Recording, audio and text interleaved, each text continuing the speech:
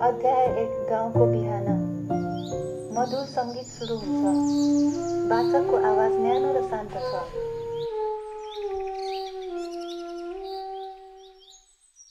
नमस्ते, म ओटाको story teller. यहाँ तपाईका लागि रोचक, प्रेरणादायी र मन छुने कथाहरू ल्याउने गर्छु। आज म तपाईलाई एक साहसी गाउँकी बालिकाको कथा सुनाउन जाँदैछु। तयार हुनुहोस्, किनभने यो कथा तपाईको मन छुनेछ। म तपाईलाई नेपालका हरियाली पहाडहरू बीच रहेको सानो, घामले नुहाएको गाउँमा लिएर जान्छु। चराहरू चिर्बिराउँछन्, हावाले खेतहरूमा सुसाइरहेको छ र ताजा माटोको सुगन्ध वातावरणमा फैलिएको छ। त्यही एउटा सानो छाप्रोमा बस्छिन् हाम्री बहादुर नायिका जुन्तरा, 12 वर्षकी चम्चिले केटी जसका आँखा बिहानको घाम जत्तिकै चम्किला छन्। हेर्नुहोस्, ऊ आमासँगै माटाको घैला बोकेर पानी लिन जाँदैछे। उनका बाबु आमा खेतमा मेहनत गर्छन्, तर जुन्तराको हाँसो गन्किन्छ, मानौ त्यो नै गाउँको सङ्गीत हो। आमा, म अरू पानी ल्याउँछु र लुगा पनि धुन्छु, ऊ भन्छे उत्साहले भरिएको आवाजमा। आमा मुस्कुराउँछिन् तर भन्छिन्, होसियार हो छोरी, खोलासम्मको बाटो उकालो छ। तर कसलाई थाहा थियो यही साधारण दिन एउटा अद्भुत कथामा बदलिनेछ।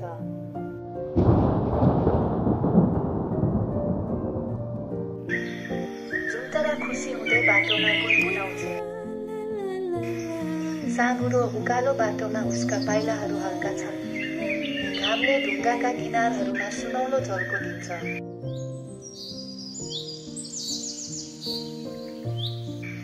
चिसो बतास उसको अनुहारलाई छुँदै जान्छ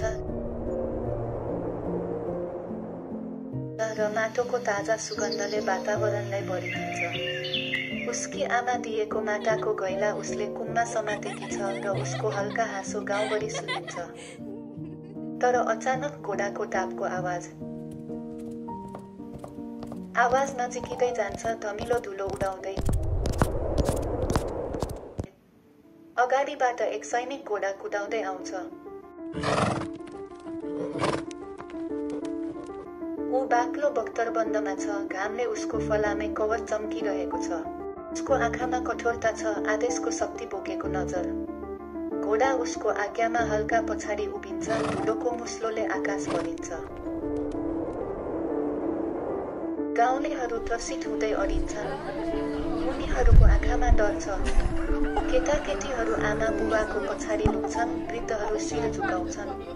तर जुन्तराको आँखा भुइँतिर झुकेको छैन।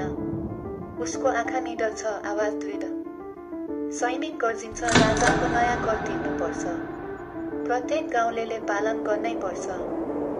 शब्दहरू हावामा गुन्जिन्छन्। गाउँलेहरू छायाझैँ उभिएका छन्, तर जुन्तरा अडिन्छे। सैनिकको अनुहारमा क्रोध उम्लिन्छ, तर उसको उत्सुकता रोक्न सक्दैन। ऊ अघि सर्दै भन्छ, ठिक छ, राजाले नै तिम्रो उत्तर सुन्नेछन्। हावामा तनाव अझै छ, तर जुन्तराको मनमा डर छैन। उसका आँखा चम्किन्छन्, उसको मनभित्रको साहस बल्झिन्छ। कर तिर्नु छ भन्छौ, ऊ भन्छे, स्वरमा चुनौती मिसिएर। ठिकै छ, तर राजालाई भन्नु, म उहाँलाई कर होइन, एउटा उत्तर दिनेछु। गाउँमा सुस्केरा फैलिन्छ।